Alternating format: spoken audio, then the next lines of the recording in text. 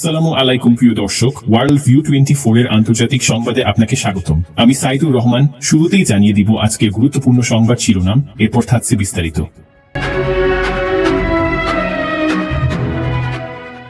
দর্শক, জানিয়ে দিব আজকের আপডেট খবর। ট্রাম্পের নির্দেশে সোমালিয়ায় আইএসের ওপর মার্কিন বিমান হামলা। এরপরে জানবেন গাজায় আবারও যুদ্ধ শুরুর শঙ্কা মনে করছেন বিশ্লেষকরা।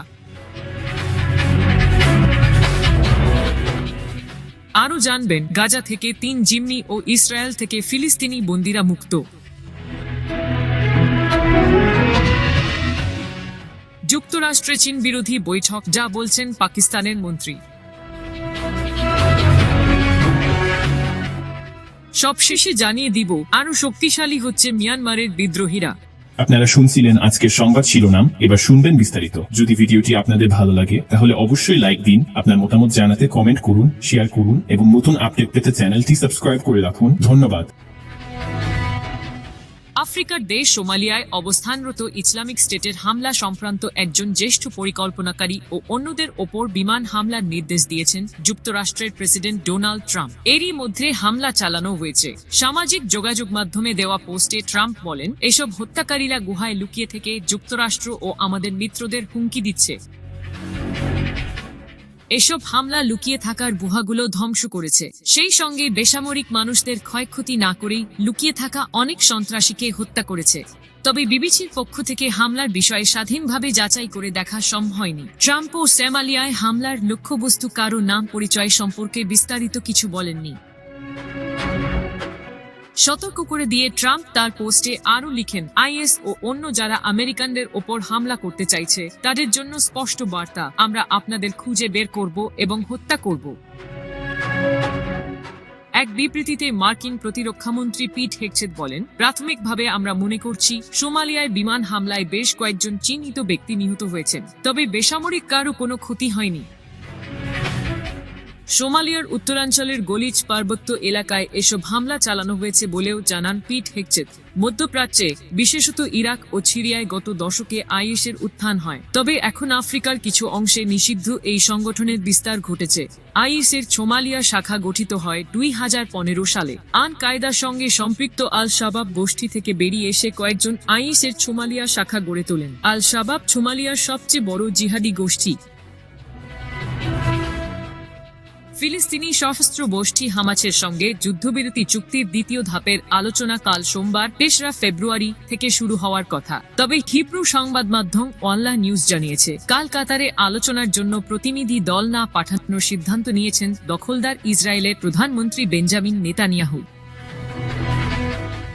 গত 19 জানুয়ারি হামাস ও ইসরায়েলের মধ্যে যুদ্ধবিরতি শুরু হয়। 3 ধাপের এ চুক্তিটির প্রথম ধাপের মেয়াদ 42 দিন। তবে প্রথম ধাপের 16 দিনের মাথায় দ্বিতীয় ধাপ নিয়ে আলোচনা শুরু করতে হবে বলে চুক্তিতে উল্লেখ আছে। সেই হিসেবে সোমবার হবে 16তম দিন। নেতানিয়াহু যদি শেষ পর্যন্ত প্রতিনিধিদের কাতার না পাঠান তাহলে এটি চুক্তির গুরুতর লঙ্ঘন হবে। এক জ্যেষ্ঠ ইসরায়েলি কর্মকর্তা বলেছেন, চুক্তির দ্বিতীয় ধাপ কার্যকরের ক্ষেত্রে বিষয়টি খুবই চিন্তার, তবে আশা করি এটি 42 দিনের প্রথম ধাপটিকে ক্ষতিগ্রস্ত করবে না। নেতানিয়াহু দ্বিতীয় ধাপের আলোচনার জন্য প্রতিনিধিদের যেতে না দিয়ে আবারও যুদ্ধ শুরুর চক্রান্ত করছেন বলে জানিয়েছে সংবাদ মাধ্যম টাইমস অফ ইসরায়েল। দ্বিতীয় ধাপ কার্যকর হলে হামাস গাজা থেকে সব জীবিত জিম্মিকে মুক্তি দেবে, ইসরায়েল অসংখ্য ফিলিস্তিনি বন্দীকে তাদের কারাগার থেকে মুক্তি দেবে এবং দখলদার ইসরায়েলের সব সেনাকে গাজা থেকে প্রত্যাহার করে নিয়ে যাওয়া হবে। ওয়াল্লা নিউজ জানিয়েছে, গতকাল শনিবার রাতে মোছাদ প্রধান ডেভিড বানেয়া, শিন বেত প্রধান রোনেন বার ও জিম্মিদের পয়েন্ট ম্যান নিজান অ্যালন সহ অন্যান্যদের সঙ্গে আলোচনা করার কথা ছিলেন নেতানিয়াহুর, কিন্তু তিনি তার সামরিক সচিব রোমান গোফম্যানের মাধ্যমে তাদের বার্তা দেন তিনি কাতারে প্রতিনিধি দল না পাঠানোর সিদ্ধান্ত নিয়েছেন। একটি সূত্র জানিয়েছে, মঙ্গলবার যুক্তরাষ্ট্রের প্রেসিডেন্ট ডোনাল্ড ট্রাম্পের সঙ্গে বৈঠক হবে নেতানিয়াহুর। এই বৈঠকের আগে তিনি যুদ্ধবিরতির চুক্তি নিয়ে কোনো কাজ করতে চান না, কিন্তু যেহেতু সোমবারই আলোচনা শুরু করার বাধ্যবাধকতা রয়েছে, সেহেতু প্রতিনিধি না পাঠালে চুক্তির শর্ত লঙ্ঘন হবে। এছাড়া মোছাদ প্রধান ডেভিড বার্নেয়াকে সরিয়ে দিয়ে এখন যুদ্ধবিরতি চুক্তির আলোচনাকারী দলের প্রধান হিসেবে নিজের আস্থাভাজন রন ডারমারকে নিয়োগ দিতে চাচ্ছেন নেতানিয়াহু। যুদ্ধবিধ্বস্ত গাজা উপত্যকায় প্রায় 16 মাস ধরে বন্দী থাকা ইসরায়েলি 3 জিম্মিকে মুক্তি দিয়েছে হামাস। ইসরায়েল ও ওফার কারাগার থেকে মুক্তি পাওয়া ফিলিস্তিনি কিছু বন্দীকে ছেড়ে দিয়েছে। 19 জানুয়ারি থেকে কার্যকর হওয়া যুদ্ধবিরতি ও বন্দি বিনিময় চুক্তির আওতায় চতুর্থ দফায় এসব জিম্মি ও কারাবন্দীদের মুক্তি দেওয়া হলো। জানা গেছে, প্রথমে ফ্রান্স ও ইসরায়েলি দ্বৈত নাগরিক ওফার কালদেরন ও ইসরায়েলি ইয়াদেন বিবাজকে দক্ষিণ গাজার খান ইউনিসে রেড ক্রসের হাতে তুলে দেওয়া হয়। এর ঘণ্টাখানেক পর উত্তর গাজা থেকে ছাড়া হয় আমেরিকান ও ইসরায়েলি দ্বৈত নাগরিক কিথ সিগেলকে। উভয় স্থানে কয়েকশো হামাস যোদ্ধা সারিবদ্ধভাবে দাঁড়িয়ে সুশৃঙ্খলভাবে ভিড় সামলেছেন। কাতার বিশ্ববিদ্যালয়ের অধ্যাপক ও মধ্যপ্রাচ্যের রাজনীতি বিশেষজ্ঞ লুসিয়ানো জাকারা বলেছেন, মাসের পর মাসব্যাপী ইসরায়েলি বোমা বর্ষণের পরও যে হামাস গাজার পরিস্থিতি চাইলে নিয়ন্ত্রণে রাখতে পারে, শনিবারের জিম্মি মুক্তি তা প্রমাণ করেছে। গত 19 জানুয়ারি গাজায় যুদ্ধবিরতি কার্যকর হয় এবং ইসরায়েলের গণহত্যা যুদ্ধ স্থগিত করে। 2023 সালের 7 অক্টোবর থেকে প্রায় 47,300 ফিলিস্তিনিকে হত্যা করেছে ইসরায়েলি সেনারা, যাদের বেশিরভাগই নারী ও শিশু। গাজার সরকারি গণমাধ্যম কার্যালয়ের সর্বশেষ পরিসংখ্যান অনুযায়ী উপত্যকা জুড়ে ইসরায়েলি গণহত্যায় 17,861 শিশু নিহত হয়েছে। যুদ্ধের সময় অনেক শিশু তাদের হাত ও দেহে নিজের নাম লিখেছিল, যাতে উদ্ধারকারীরা তাদের শনাক্ত করতে পারে। পাকিস্তানের স্বরাষ্ট্রমন্ত্রী মোহসিন নাকভি মার্কিন প্রেসিডেন্ট ডোনাল্ড ট্রাম্পের সঙ্গে সম্পর্ক উন্নয়নের স্বার্থে চীন বিরোধী সংগঠনের সদস্যদের সঙ্গে গোপন বৈঠক করেছেন বলে অভিযোগ উঠেছে। এই বৈঠকের ফলে চীনের পক্ষ থেকে তীব্র প্রতিক্রিয়া জানানো হয়েছে, যদিও এমন বৈঠকের কথা অস্বীকার করেছেন নাকভি। খবর আরব নিউজের। আন্তর্জাতিক বিভিন্ন গণমাধ্যমে জানানো হয়, পাকিস্তানের স্বরাষ্ট্রমন্ত্রী মোহসিন নাকভি গত 20 জানুয়ারি ট্রাম্পের শপথ অনুষ্ঠানের সময় ওয়াশিংটন সফর করেন, যদিও ওই শপথ অনুষ্ঠানে পাকিস্তানকে আমন্ত্রণ জানানো হয়নি।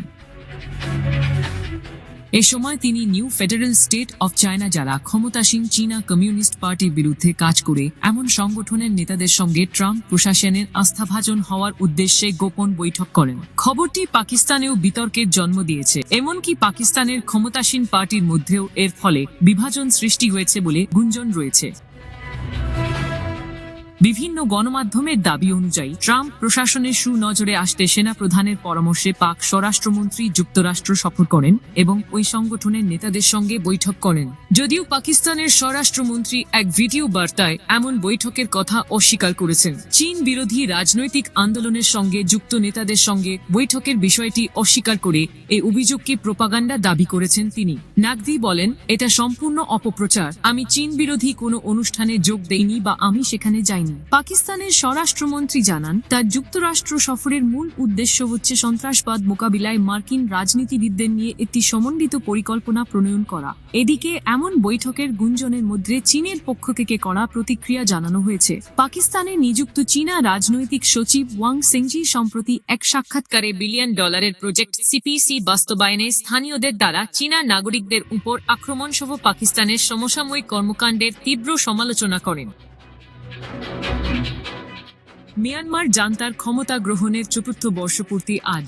2021 সালের 1 ফেব্রুয়ারি অর্থাৎ আজকের এই দিনেই অং সান সুচির নির্বাচিত সরকারকে উৎখাত করে ক্ষমতা দখল করেছিল দেশটির সামরিক বাহিনী। কিন্তু বর্ষপূর্তির এই দিনে রাজধানীর কোথাও নেই কোনো জাঁকজমক বা উৎসবের আমেজ, বরং একদিন আগে শুক্রবার রাতে দেশে জরুরি অবস্থার মেয়াদ আরও 6 মাস বাড়ানোর কথা ঘোষণা করা হয়েছে। সামরিক জান্তার শাসন শুরু হওয়ার পর থেকেই দেশটিতে অশান্তি শুরু হয়। রাজধানী সহ অন্যান্য শহরে ব্যাপক বিক্ষোভ প্রতিবাদে জড়ো হয় হাজার হাজার মানুষ। সেই সব বিক্ষোভ কঠোরভাবে দমন করে সেনাবাহিনী। জান্তা বাহিনীর গুলিতে মৃত্যু হয় শত শত মানুষের। তবে এখানেই তা থেমে যায়নি। বহু জাতিগোষ্ঠীতে বিভক্ত মিয়ানমারে আগে থেকেই জাতিগত উত্তেজনা চলছিল। রাখাইনে সংখ্যাগরিষ্ঠ রোহিঙ্গাদের পাশাপাশি অন্যান্য প্রদেশেও জাতিগত সংখ্যালঘুরা বার্মিজ শাসনের অধীনে কয়েক দশক ধরে বৈষম্যের শিকার হয়েছে। কোনো প্রদেশে সরকারের বিরুদ্ধে সশস্ত্র বিদ্রোহ দেখা গিয়েছিল। তেমন একটি প্রেক্ষাপটে জান্তার ক্ষমতা দখল এবং নির্বিচারে গুলি এসব বিদ্রোহীদের দিকেই এগিয়ে দেয় মানুষকে। মানুষ দলে দলে বিদ্রোহী গোষ্ঠীগুলোর সঙ্গে যুক্ত হতে থাকে। জান্তা বাহিনীর বিরুদ্ধে অস্ত্র হাতে তুলে নেয় তারা। মিয়ানমারে শুরু হয় গৃহযুদ্ধ। 1.5 বছরের গৃহযুদ্ধে ইতোমধ্যে অনেকগুলো শহরে জান্তা বাহিনীর পতন ঘটেছে। দেশের 60% বেশি এলাকা দখল করে নিয়েছে সশস্ত্র বিদ্রোহী গোষ্ঠীগুলো। বিশেষ করে বাংলাদেশ, লাগোয়া রাখাইন সহ সীমান্তবর্তী প্রদেশগুলো এখন জান্তার সেনামুক্ত।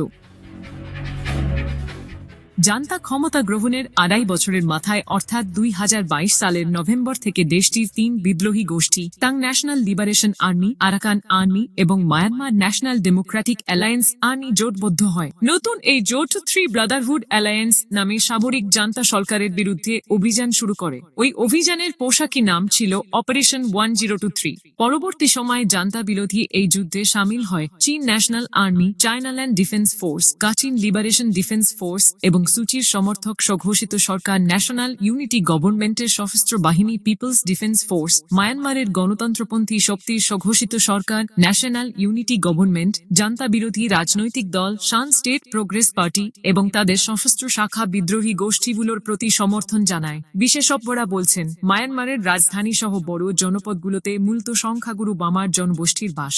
তাদের বড় অংশই জান্তা সরকারের সমর্থক।